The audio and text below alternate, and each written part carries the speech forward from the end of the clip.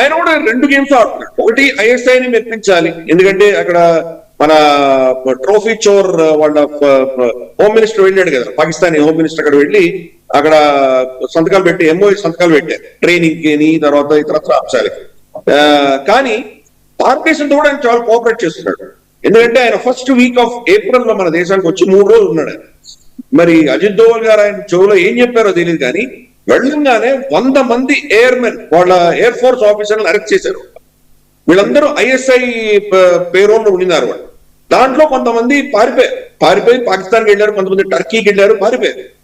Bangladesh air force officers మీరు అనేది? Bangladesh air force officers నా? Bangladesh air force officers. వాళ్ళు ఆకాశం గుండా మన మీద అటాక్ చేయడానికి అని చెప్పి వాళ్ళందరినీ కూడాను ఒక ఎకో సిస్టమ్ మొహమ్మద్ యూనుస్ కూడా తయారు చేసి ఐఎస్ఐ మనకు అజ్మల్ కసాబ్ వీళ్ళు సముద్రం గుండా వచ్చారు. వీళ్ళని ఆకాశం గుండా తీసుకురావడానికి, అది బంగ్లాదేశ్ నుంచి రావడానికి వాళ్ళు ఫుల్ పక్కడబంది ప్లాన్ వేశారు. లాల్ మొనీర్ హాట్ అని చెప్పేసి ఒక ప్లేస్ ఉంది.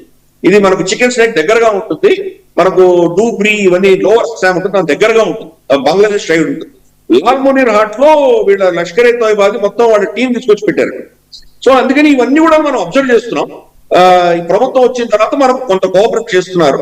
కానీ బట్ ఫెన్సింగ్ అనేది మన సార్వభౌమత్వాన్ని మనం ప్రొటెక్ట్ చేసుకోవడం మన అధికారం. అది మనం మన సైడ్ పెట్టుకుంటున్నాము, ఇంటర్నేషనల్ బోర్డర్ లో పెట్టట్లేదు, అక్కడి నుంచి కొన్ని మీటర్ల వెనకాల మనం పెట్టుకుంటున్నాం. కాబట్టి వాళ్ళు దాన్ని అబ్జెక్ట్ చేసేటువంటి పరిస్థితి లేదు. కానీ ఇవన్నీ కూడా పాలిటిక్స్ జరుగుతాయి, కానీ మనమేం దాని గురించి పట్టించుకునే పరిస్థితి లేదు.